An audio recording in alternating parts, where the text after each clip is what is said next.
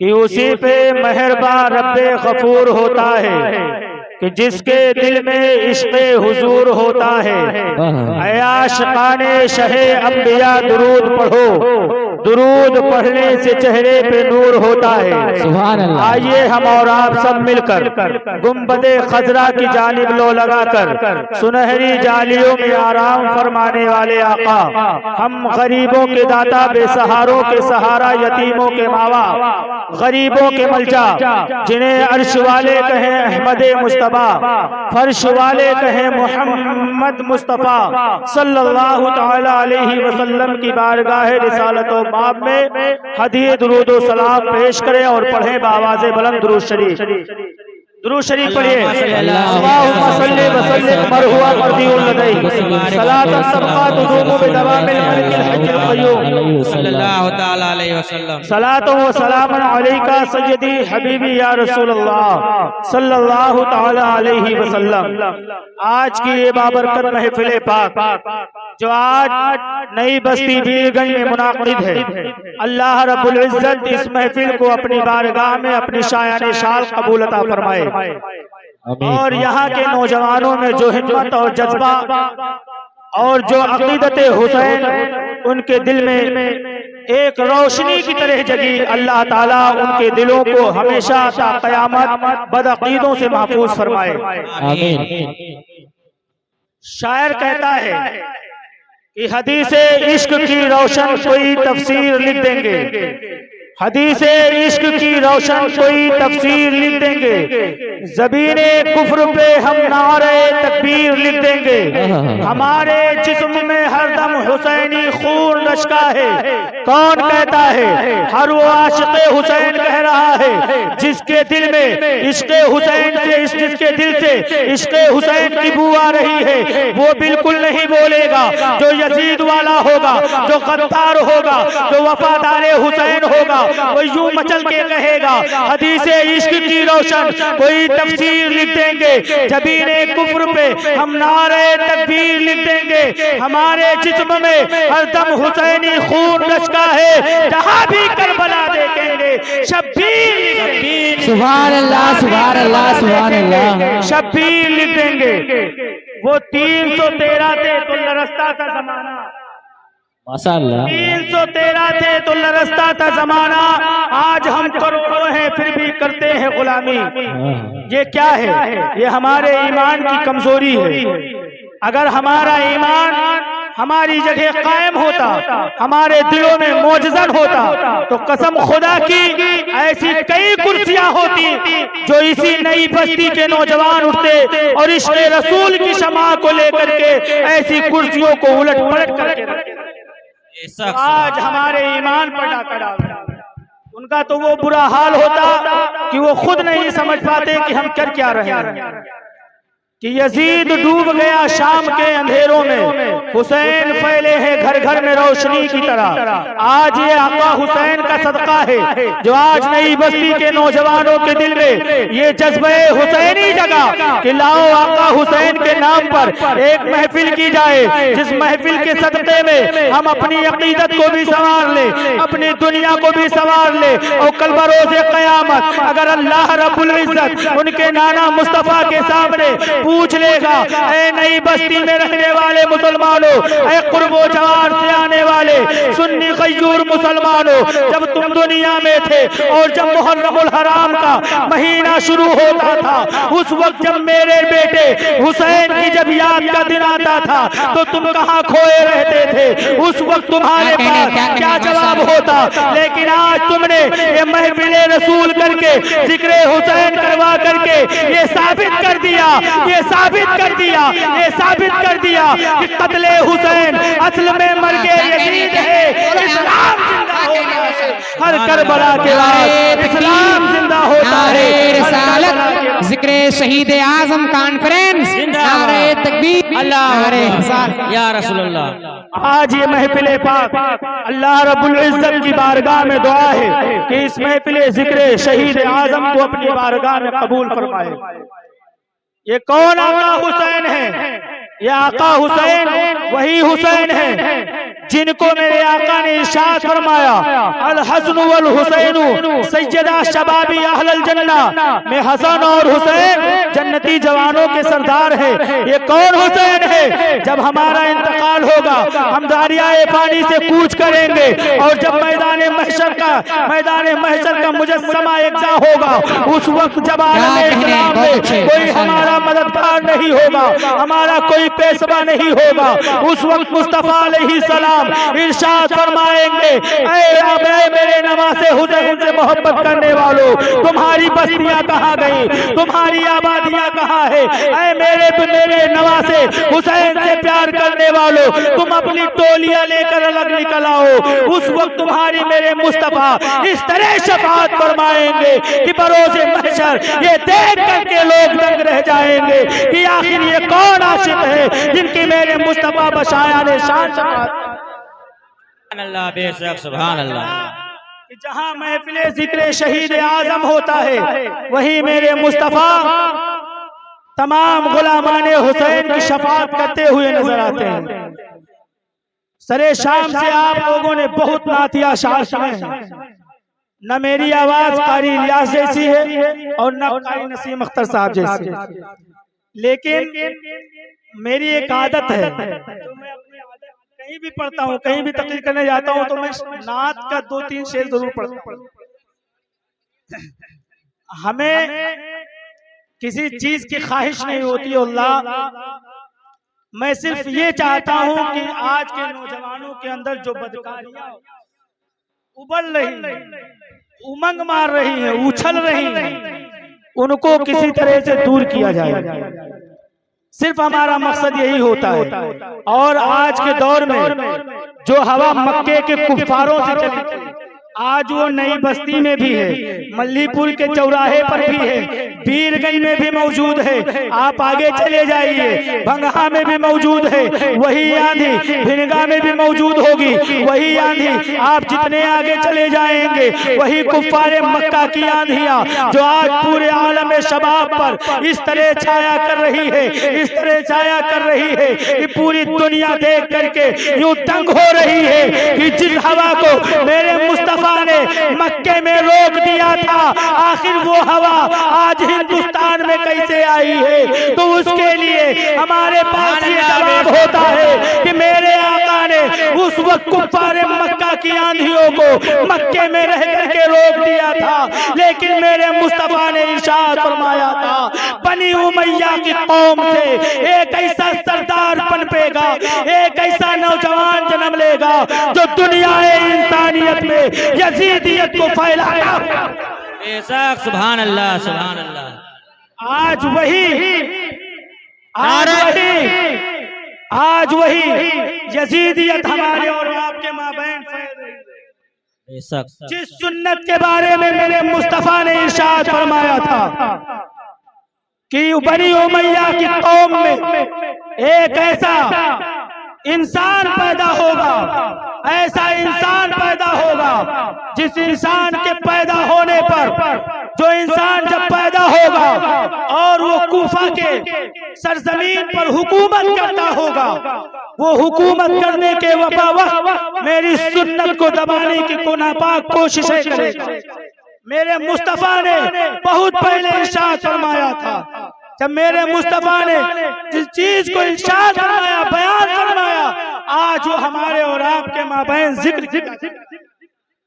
कहीं भी आप चले जाइए, यजीद ने तो करबला की सरजमीन पर यह समझ लिया कि मैंने खानवादे रसूल को कत्ल कर दिया है, शहीद कर दिया है, हमारी फतह हो गई।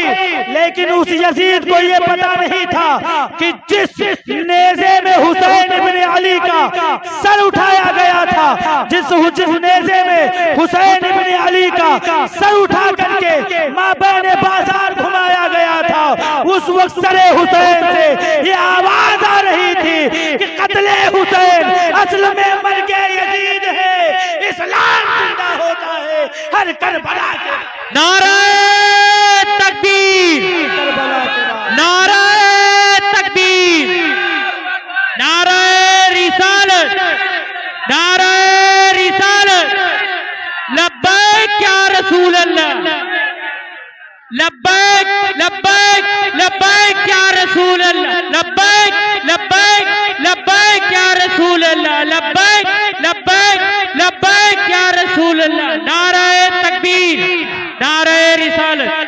सुभान अल्लाह। शायर ने कहा था कि नेज़े की बुलंदी पे जो सर बोल रहा है, नेज़े की बुलंदी पे जो सर बोल रहा है, ये निस्बत हैदर का असर बोल रहा है।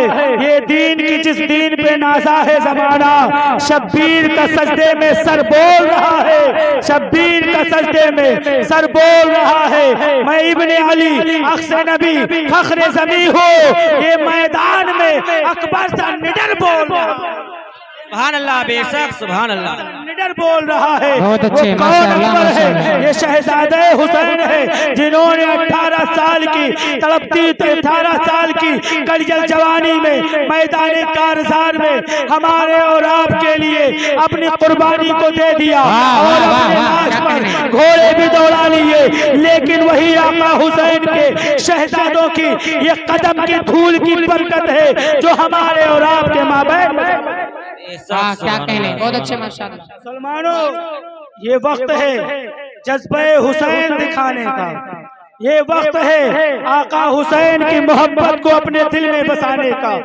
मेरे आका हुसैन कोई आम हुसैन नहीं है। मेरे मुस्तफा इरशाद फरमाते हैं कि जिस वक्त मेरे बेटे हसनो हुसैन पैदा हुए, जब उनका नाम रखा गया, तारीखी जुमला है, नोट कर लो, किसी भी आलिम से जाकर के इसकी इस्लाह करवा लेना, ये तारीखी जुमला है। मेरे मुस्तफा इरशाद फरमाते हैं कि जब मेरे बेटे हसनो हुसैन की पैदाइश हुई, जब उनका नाम रखा गया, मैंने जब उनका नाम हसनो हुसैन रखा, उससे पहले दुनियाए इंसानियत में किसी का नाम हसनो हुसैन नहीं था सिवाय हजरत हारून अलैहिस्सलाम के दो शहजादों के। क्या कहने, कि हजरत हारून अलैहिस्सलाम के दो शहजादे, जिनको सुरियानी जबान में शब्बीर और शब्बर कहा गया है, जिनको सुरियानी जबान में मुबश्शिर कहा गया है, वो हसनो हुसैन के उनके नाम की निस्बत को लेकर के मेरे आका ने मक्का की सरजमीन पर हजरत फातिमा की गोद में आने वाले बेटे हसनो हुसैन का नाम अरबी जबान में हसनो हुसैन। बेशक सुभान अल्लाह।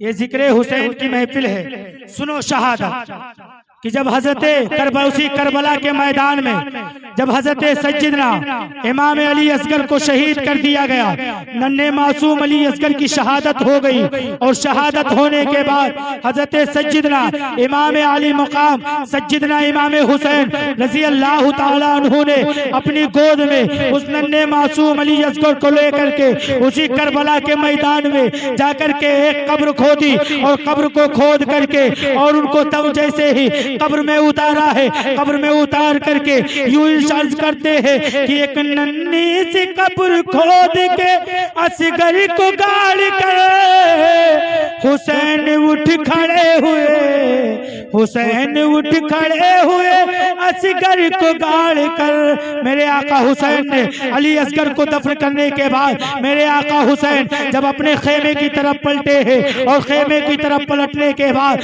जब मेरे आका हुसैन ने लोगों को मुलाहिजा किया, लोगों की जिंदगी को मुलाहिजा किया, हजरत सैयदा ज़ैनब की बारगाह में पास पहुंचते हैं और अर्ज करते हैं, इरशाद फरमाते हैं, ऐ मेरी बहन ज़ैनब, लाओ मुझे मेरे नाना मुस्तफ़ा का अमामा दे दो, अमीर हमजा की ढाल दे दो, अली मेरे नबाबा अली की कमा तलवार दे दो।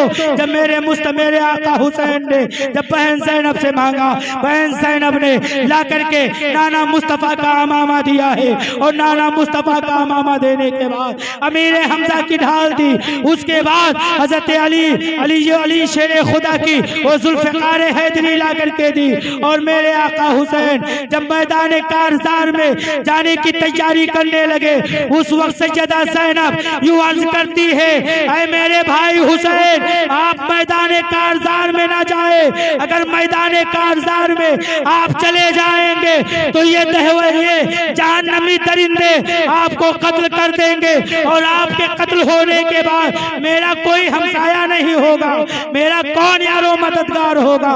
मेरे आका हुसैन इरशाद फरमाते हैं, ऐ बहन बहन ज़ैनब, मैं तेरे तरह तुम्हें अल्लाह के भरोसे छोड़ करके मैदान कारज़ार में जा रहा हूँ। और मैदान कारज़ार में इसलिए जा रहा हूँ कि ये लोग इसलिए ये लोग मेरे भी खून के प्यासे हैं, मेरा भी खून लेंगे, मुझे भी कत्ल करेंगे, मुझे भी शहीद करेंगे। मेरे आका हुसैन जब मैदान कारज़ार में घोड़े पर सवार होकर के पहुंचे हैं, मैदान कारज़ार में पहुंचने के बाद मेरे आका हुसैन इरशाद फरमाते हैं, ऐ उबैदुल्लाह इब्ने ज़ियाद के सिपाहियों सुनो सुनो, तुम मुझे कत्ल ना करना, मुझे कत्ल करने की कोशिश ना करो, इसलिए कि अगर तुम मुझे कत्ल कर दोगे तो तुम्हारी बख्शिश कहीं नहीं होगी, इसलिए अगर तुम मुझे कत्ल कर दोगे तो तुम्हारी बख्शिश, तुम्हारी शफाअत मेरे नाना मुस्तफ़ा नहीं फरमाएंगे। जब इतना सुना तो अमर साद ने चिल्ला करके कहा था, ऐ हुसैन इब्ने अली, तुम चाहते हो कि तुम्हें जिंदा इस कारज़ार से, इस करबला से जाने दिया जाए? अगर तुम्हें इस करबला से जिंदा जाने दिया जाना होता तो उबैदुल्लाह इब्ने ज़ियाद के उस खत को मैं इनकार कर देता, और इनकार करने के बाद तुम्हें मकामे हाजिर से वापस कर देगा, मकामे हाजिर नहीं तो मकामे नैनवा से जरूर वापस कर देता। ऐ मेरे आका हुसैन, आप वापस चले जाओ। लेकिन उबैदुल्लाह इब्ने ज़ियाद ने मुझे रह की हुकूमत देने को कहा है, मैं सब तो खो सकता हूँ लेकिन रह की हुकूमत नहीं खो सकता। मेरे आका हुसैन के इस गुफ्तगू से अमर साद का कलेजा तो दहल गया, सिमर जिल जोशन का कलेजा तो दहल गया, लेकिन वही यजीदी कुत्तों के जहन्नमी सिपह सालारों ने क्या किया कि मेरे आका हुसैन जिस तरह भी तलवार चलाते, अगर मशरा की तरफ अगर जुल्फ़िकार हैदरी दौड़ जाती तो लाशों के लाश गिर जाते थे, अगर मैं मना की तरफ तलवार जुल्फ़िकार हैदरी दौड़ जाती तो जुल्फ़िकार हैदरी लाशों के ढेर लगा देते। यूं समझिए कि अगर पूरब से वो तलवार चलती तो पश्चिम जाकर के रुकती और लाशों के ढेर लगाती हुई नजर आती थी, अगर वही तलवार उत्तर से चलती तो दक्षिण तक इस तरह लाशों के ढेर लगाती चलती थी। लेकिन वही आका हुसैन तलवार चलाते रहे, तलवार चलाते रहे, यजीदी घबरा घबरा करके परेशान होते रहे, सिमर जिल जोशन भी परेशान है, अमर साहब इब्ने साद भी परेशान है। उबैदुल्लाह इब्ने ज़ियाद ने जब गवर्नर हाउस से देखा वो भी परेशान हो गया। ये तो तरे तनहा 58 साला बुजुर्ग, 59 साला बूढ़ा जो करबला की सरजमीन पर तरे तनहा 22,000 के मुकाबले में डटा हुआ है। मेरे आका हुसैन के उस चाल को देख करके, उस तलवार की ढाल को देख करके इस तरह लग रहा था कि जब मेरे आका हुसैन तलवार चला रहे थे तो ऐसा नहीं था कि सिर्फ आका हुसैन की तलवार चल रही हो, ऐसा लगता था कि आसमान की बजलियां हजरत इमाम हुसैन की उस तलवार में समा गई हो। जब आका हुसैन की तलवार चल रही थी तो ऐसा नहीं लगता था कि सिर्फ तरह आका की तलवार का हुसैन की जुल्फ़िकार हैदरी चल रही हो। यूं लग रहा था कि मलाइका अर्श से दादे शुजात दे रहे हैं, यूं लग रहा था कि फातिमा-तुज़-ज़हरा, हज़रत फातिमा-तुज़-ज़हरा का खून, नया खुदूद, नया खून बढ़ करके इमाम हुसैन के रगों में दौड़ रहा हो। आका मौला हज़रत शेरे खुदा मौला अली दादे शुजात दे रहे हैं, नाना मुस्तफ़ा दादे शुजात दे रहे हैं। ऐ बेटा हुसैन, इस कारज़ार में पढ़ते जाओ, इन 22,000 पर तरे तला तुम्हारी तलवार भारी होगी। आखिर वो सिमर जिल जोशन भी परेशान है कि ये तरे तनहा हमारा तो निस्तो नाबूद कर देगा, हमारा खात्मा कर देगा। आखिर इस तलवार को रोका कैसे जाए, इस तलवार को रोका कैसे जाए, इस तलवार को थामा कैसे जाए। इस तलवार का रुकना बहुत जरूरी है। अगर ये तलवार रुकेगी तो यजीदी बचेंगे, अगर तलवार नहीं रुकेगी तो यजीदी तो खासतर हो जाएंगे। वही आका हुसैन की तलवार इस तरह चलती रही, इस तरह चलती रही कि नमाज जुमा के बाद, ज़ोहर की नमाज के बाद असर के वक्त तक यूं मुफस्सिरीन बयान करते हैं या सुबह से लेकर के के दोपहर के वक्त तक यानी जुमा के वक्त तक। दो रिवायतें हैं, दोनों रिवायतें यूं है, या सुबह से जोहर तक या जोहर से असर तक तलवारें चलती रही। वो तलवार को रोकी कैसे जाए? वो तलवार न प्यास से रुकी, न भूख की शिद्दत से रुकी, न अली अकबर की तड़पती हुई जवानी रोक सकी, न कासिम का शबाब रोक सका, न अब्बास लंबरदार के कटे हुए बाजू रोक सके। आखिर उस तलवार का रुकना बहुत जरूरी था। यजीदी नुक्ते नजर से वो तलवार रुकेगी तो यजीदी बचेंगे, अगर तलवार चलती रही तो यजीदी तो निस्तो नाबूद हो जाएंगे। लेकिन वही आका हुसैन की एक ऐसा वक्त आया, ऐसा लम्हा आया जिस वक्त में, जिस लम्हे में आका हुसैन की तलवार रुक गई। इस तरह तलवार रुकी किस लिए? यूं रुकी कि कूफा की जामा मस्जिद से अल्लाहु अकबर की सदा बुलंद हुई थी। सदा बुलंद हुई, कानों में जैसे हजरत इमाम हुसैन के अजान की सदा बुलंद हुई, हैया अलस सलाह गूंजी, हैया अलल फलाह। आका हुसैन की तलवार रुक गई, रुक गई। अमर साद देख करके हैरान हो गया, सिमरजिल जोशन परेशान हो गया, उबैदुल्लाह इब्ने ज़ियाद घबराने लगा।